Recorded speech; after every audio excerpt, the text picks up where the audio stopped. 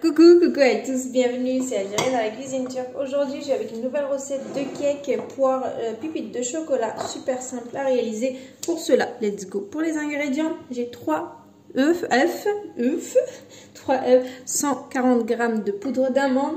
Là, j'ai 110 g de farine, donc la normale, hein. Un sachet de levure chimique, 100 ml d'huile, 125 g de yaourt, donc un pot qui fait 125. Là, j'ai du sucre roux, j'ai pris 100 g. Vous pouvez prendre du sucre normal, une cuillère à café de vanille liquide, des pépites de chocolat et une boîte de conserve de poire. Ok, allez, c'est parti. J'ai mon petit fouet. On prépare le moule. Le four, je viens de l'allumer à 170 degrés. Une cuisson de 30 minutes pour ce cake. Donc c'est parti. Je prends mon récipient et on est let's go. Allez, c'est parti. Bismillah. Donc les 3 œufs, les 100 g de sucre roux. Je vais rajouter la cuillère à café de vanille. C'est parti, on mélange. Donc une fois que j'ai bien mélangé, je vais rajouter le yaourt blanc, normal.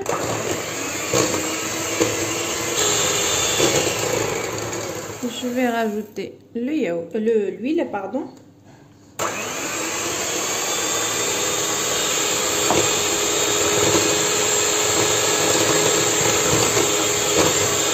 Donc j'ai mis tout ce qui est liquide. Ok, donc il me reste les 140 g de poudre d'amande ou de noisette, c'est vous qui voyez. La levure chimique, un sachet, il fait 11 g, et la farine. Donc 110 g de farine.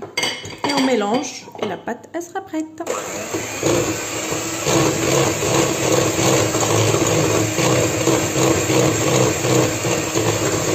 Donc ma pâte elle est prête, comme vous pouvez le voir, nickel chrome. Ici j'ai pris un moule rond, j'ai beurré et j'ai mis du papier cuisson juste là. En fait, vu que j'ai pas un moule avec un trou au milieu comme ça, donc je vais mettre ça. Donc c'est des petits ramequins qui vont au four, hein, d'accord? Voilà, pour me séparer en fait. On va essayer de bien la centrer. Ni bon ni pas bon, si bon. C'est pas là, je vois pas bien. Bref. Donc on va mettre notre pâte qui va y aller tout autour. On va faire comme si c'était un moule avec un trou quoi. Enfin un trou, un embout en milieu. Ok. Une fois que vous avez fait ça, on va prendre nos poires et on va couper sans y aller jusqu'en bas. Ok. Donc je vais couper sans y aller jusqu'en bas de la poire. Comme vous pouvez voir, j'ai coupé. Donc en faisant ça, ça vous fait des... Voilà.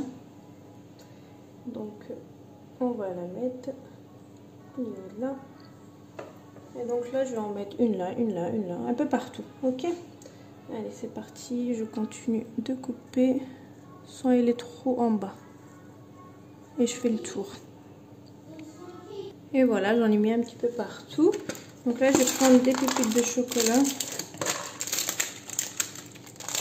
Et pareil, donc je vais mettre là où c'est blanc. Entre les poires, quoi. Poire chocolat, c'est super bon. Et moi, j'aime bien faire la tarte aussi, poire chocolat. Donc, faire comme une ganache. En dessous, ils mettent du chocolat. C'est trop bon. D'ailleurs, il faut que je la poste. Cette recette, elle est excellente.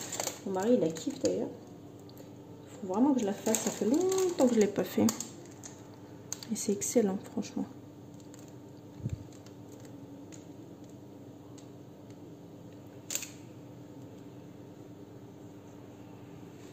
Voilà, c'est prêt, c'est nickel. Donc 170 degrés, mon four il est chaud, 30 minutes. Voilà, vous voyez. Bien sûr, vous pouvez mettre un autre fruit, hein. Moi j'ai mis des poires, vous pouvez mettre des pommes, vous pouvez mettre autre chose, hein. Pas forcément, voilà. Il me reste qu'à ça, voilà. C'est des poires que j'achète à Lidl en conserve.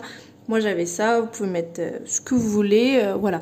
En fruits comme ça, donc prêt à l'emploi. Donc voilà, donc 170 degrés. À peu près, donc comme je vous ai dit, une trentaine de minutes et ça sera prêt. Ok. Après, à la sortie du four, vous pouvez faire briller vos poires, comme on fait pour les pommes. Et donc voilà, allez, c'est parti. Et ça, c'est super. Parce que moi, j'ai pas ce moule-là, donc vous mettez un petit truc en porcelaine comme ça qui va au four. Et ça va vous séparer donc le gâteau, comme ça vous aurez le petit trou en milieu. Allez, c'est parti pour une cuisson de 30 minutes. À tout à l'heure. Voilà, donc c'est sorti du four. Donc dès que vous la sortez du four, vous la laissez un petit peu refroidir. On est d'accord? Donc quand elle sera sur votre moule, donc vous mettez ça comme ça. Vous la retournez. Et en fait ça, vu qu'il sera comme ça, vous le retirez du bas. Ok? Donc dès que votre gâteau sera retourné de l'autre sens, celui-ci, bah, vous aurez la main dedans, donc vous le prenez comme ça, c'est tout simple. Ok, donc voilà, il est prêt. Donc on a bien, je vais montrer de plus près. Donc on a bien les pépites de chocolat, la poire, etc. Donc en 30 minutes il est cuit. La cuisson, vous voyez, elle est parfaite. Donc ce bol là, il est comme ça. Ok, on est d'accord? Dès que vous allez mettre ça par dessus, donc vous retournez votre gâteau, il sera de l'autre sens, donc vous aurez ce creux là ici. Donc vous avez juste à le retirer. Donc si vous n'arrivez pas, vous faites un tour avec le couteau et vous le retirez comme ça. Ok, donc dommage, j'ai pas fait la vidéo, mais voilà, tout simple. Bon, bien sûr qu'à l'intérieur ça va pas être net comme dans un moule, mais voilà. Ok, donc voilà.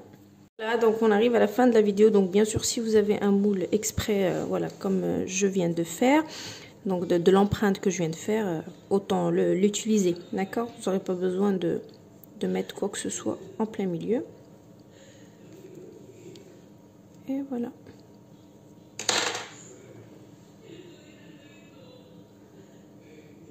Super bien cuit, extra moelleux.